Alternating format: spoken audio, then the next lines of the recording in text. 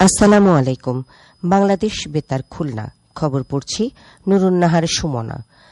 আচার্য প্রফুল্লচন্দ্র রায় ছিলেন একজন বিখ্যাত বাঙালি রসায়নবিদ, শিক্ষক এবং সমাজসেবক। তিনি 1861 সালের 2রা আগস্ট খুলনার পাইকগাছা উপজেলার রামনগর গ্রামে জন্মগ্রহণ করেন। তিনি কলকাতা প্রেসিডেন্সি কলেজ এবং পরে যুক্তরাজ্যের এডিনবরা বিশ্ববিদ্যালয় থেকে উচ্চশিক্ষা লাভ করেন ও ডক্টরেট ডিগ্রি অর্জন করেন।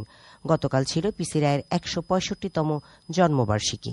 এবারে পিসি রায়ের 165তম জন্মবার্ষিকী উপলক্ষে শুনুন আমাদের খুলনা জেলা সংবাদদাতার পাঠানো একটি প্রতিবেদন। জগৎবিখ্যাত বিজ্ঞানী স্যার আচার্য প্রফুল্লচন্দ্র রায়ের 165তম জন্মবার্ষিকী উপলক্ষে খুলনার পাইকগাছা উপজেলার লাড়ুলি তার নিজ বসতভিটা চত্বরে আলোচনা সভা, সাংস্কৃতিক অনুষ্ঠান সহ নানা কর্মসূচি পালিত হয়েছে। বিভাগীয় কমিশনার মোহাম্মদ আবদুল্লাহ হারুন এতে প্রধান অতিথি ছিলেন।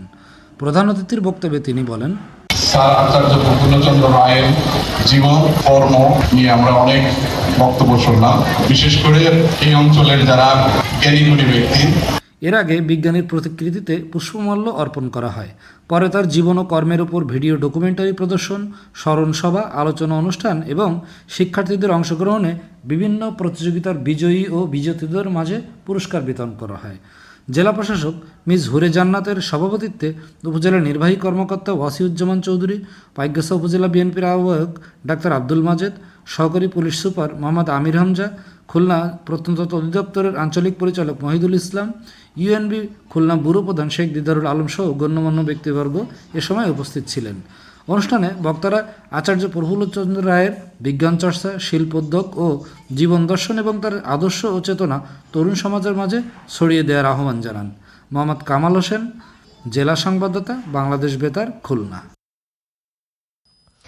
বিশ্ব মাতৃদুগ্ধ সপ্তাহ উপলক্ষে খুলনার বটিয়াঘাটা উপজেলা স্বাস্থ্য কমপ্লেক্স মিলনায়তনে গতকাল এক আলোচনা সভা অনুষ্ঠিত হয়। সভায় জন্মের 1 ঘণ্টার মধ্যে শাল দুধ খাওয়ানো এবং প্রথম 6 মাস শুধুমাত্র মায়ের বুকের দুধ খাওয়ানোর বিষয়ে সচেতনতা সৃষ্টির আহ্বান জানানো হয়। উপজেলা স্বাস্থ্য ও পরিবার পরিকল্পনা কর্মকর্তার সভাপতিত্বে জুনিয়র কনসালট্যান্ট গাইনি, আবাসিক মেডিকেল অফিসার, স্যানিটারি ইন্সপেক্টর ও নার্সিং সুপারভাইজার সহ সংশ্লিষ্ট কর্মকর্তা কর্মচারীরা এ সময় উপস্থিত ছিলেন। এর আগে স্বাস্থ্য কমপ্লেক্স চত্বর থেকে এক বর্ণাঢ্য র্যালি বের হয়ে বিভিন্ন সড়ক প্রদক্ষিণ করে একই স্থানে এসে শেষ হয়। এদিকে এ উপলক্ষে মেহেরপুর সিভিল সার্জন কার্যালয় মিলনায়তনে গতকাল এক আলোচনা সভা অনুষ্ঠিত হয়। সিভিল সার্জনের সভাপতিত্বে আবাসিক মেডিকেল অফিসার সহ সংশ্লিষ্ট কর্মকর্তাগণ এই সময় উপস্থিত ছিলেন। এর আগে সিভিল সার্জন কার্যালয় চত্বর থেকে এক বর্ণাঢ্য র্যালি বের হয়ে বিভিন্ন সড়ক প্রদক্ষিণ করে একই স্থানে এসে শেষ হয়। এছাড়া চুয়াডাঙ্গা সিভিল সার্জন কার্যালয়ের সম্মেলন কক্ষে গতকাল এই উপলক্ষে এক আলোচনা সভা অনুষ্ঠিত হয়। সিভিল সার্জনের সভাপতিত্বে চুয়াডাঙ্গা সদর হাসপাতালে মেডিকেল অফিসার, চিকিৎসক ও নার্স সহ সংশ্লিষ্ট কর্মকর্তাগণ এই সময় উপস্থিত ছিলেন। এর আগে সিভিল সার্জন কার্যালয় চত্বর থেকে এক বর্ণাঢ্য র্যালি বের হয়ে বিভিন্ন সড়ক প্রদক্ষিণ করে একই স্থানে এসে শেষ হয়। জুলাই আগস্ট গণ অভ্যুত্থান বাংলাদেশের সাম্প্রতিক রাজনৈতিক ইতিহাসে একটি গুরুত্বপূর্ণ ঘটনা। 2024 সালে বৈষম্য বিরোধী ছাত্র আন্দোলন দেশের বিভিন্ন প্রান্তে ছড়িয়ে পড়ে। শিক্ষার্থী সহ বিভিন্ন শ্রেণী পেশার মানুষ রাজপথে নেমে আসেন। এবারে জুলাই আগস্ট গণ অভ্যুত্থানের উপর শুনুন আমাদের মাগুরা জেলা সংবাদদাতার পাঠানো একটি প্রতিবেদন। জুলাই আগস্টের গণ অভ্যুত্থানে মাগুরায় গুলিবিদ্ধ হয়ে শহীদ মেহেদী হাসান রাব্বির স্মৃতি আজও তাড়া করে বেড়ায় তার পরিবারকে। ভাই ও বোনের কণ্ঠে বারবার ফিরে আসে সেই দিনের বেদনা, শোক আর ন্যায় বিচারের প্রত্যাশা। পরিবারের সবচেয়ে সাহসী মানুষ ছিল রাব্বি। সে অন্যায়ের বিরুদ্ধে কথা বলতে কখনো ভয় পেত না। আজ সে নেই, কিন্তু তার আদর্শ আমাদের অনুপ্রেরণা হয়ে থাকবে। আমরা চাই তার মৃত্যুর সুষ্ঠু বিচার হোক এবং ভবিষ্যতে আর কোনো পরিবার যেন এভাবে প্রিয়জনকে হারাতে না হয়। কথাগুলো বলতেছিলেন শহীদ রাব্বির ছোট ভাই মোহাম্মদ ইদ্রিস হোসেন। ভাইয়ের আসলে দেশের প্রতি যে ভালোবাসা, তাকে এই পরিবারের ভালোবাসায় বন্ধনে বেঁধে রাখতে পারেনি। সে দেশের টানে, মানুষের টানে ছুটে এসেছে এবং সম্মুখ সারিতে দাঁড়িয়েই তিনি অস্ত্র, গোলাবারুদের সামনে শুধু লাঠি নিয়ে যুদ্ধ করেছে। ভাই ছিল আমাদের পরিবারে ভরসা। এখনো মনে হয় দরজা খুলে সে ঘরে ফিরে আসবে, কিন্তু সেই অপেক্ষা আর কোনোদিন শেষ হবে না। ভাইয়ের স্মৃতি নিয়েই আমাদের বেঁচে থাকতে হবে। এভাবেই চোখের জল ধরে রাখতে না পেরে কথাগুলো বলছিলেন শহীদ রাব্বির বড় বোন মোসাম্মদ নীলুফার ইয়াসমিন।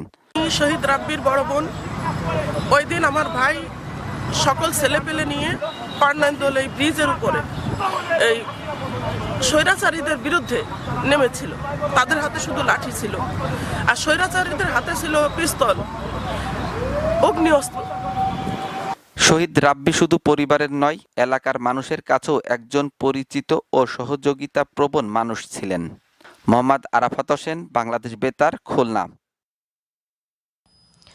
বাংলাদেশ উন্মুক্ত বিশ্ববিদ্যালয় বাউবি পরিচালিত এইচএসসি প্রোগ্রামের পরীক্ষা গতকাল যশোর এবিসিডি কলেজ এবং তরিকুল ইসলাম পৌর ডিগ্রি কলেজ পরীক্ষা কেন্দ্রে সুষ্ঠু ও শৃঙ্খলাপূর্ণ পরিবেশে অনুষ্ঠিত হয়। বাংলাদেশ উন্মুক্ত বিশ্ববিদ্যালয়ের পরীক্ষা নিয়ন্ত্রক মোহাম্মদ হাবিবুল্লাহ মাহমুদ এবং যশোর আঞ্চলিক কেন্দ্রের আঞ্চলিক পরিচালক শেখ সোহেল আহমেদ পরীক্ষা কেন্দ্রসমূহ পরিদর্শন করেন। খেলার খবর ফুটবল। কুষ্টিয়া সদর উপজেলার আবদালপুর মাধ্যমিক বিদ্যালয় মাঠে ১৬ দলীয় আরাফাত রহমান কোকো স্মৃতি ফুটবল টুর্নামেন্টের গতকালের উদ্বোধনী খেলায় ভাইনা ফুটবল একাদশ ৪-১ গোলে রামচন্দ্রপুর ফুটবল একাদশকে পরাজিত করেছে। এর আগে জেলা পরিষদের প্রশাসক ও কেন্দ্রীয় বিএনপি নির্বাহী কমিটির স্থানীয় সরকার বিষয়ক সম্পাদক বীর মুক্তিযোদ্ধা অধ্যক্ষ সোহরাবুদ্দিন প্রধান অতিথি হিসেবে টুর্নামেন্টের উদ্বোধন করেন। এদিকে চুয়াডাঙ্গার আলমডাঙ্গা উপজেলার এবি ফুটবল মাঠে এমপি গোল্ড কাপ ফুটবল টুর্নামেন্টে গতকালের সেমিফাইনাল খেলায় ভাঙবাড়িয়া ইউনিয়ন একাদশ ১-০ গোলে কুমারী ইউনিয়ন একাদশকে পরাজিত করে ফাইনালে উন্নীত হয়েছে। সবশেষে আবহাওয়া। আজ বেলা ১টা পর্যন্ত আবহাওয়ার পূর্বাভাসে বলা হয়েছে অভ্যন্তরীণ নদীবন্দরগুলোর জন্য কোনো সতর্কবার্তা নেই এবং কোনো সংকেতও দেখাতে হবে না। খবর শেষ হলো। আমাদের পরবর্তী খবর প্রচারিত হবে দুপুর ১২টা ১০ মিনিটে বাংলায়।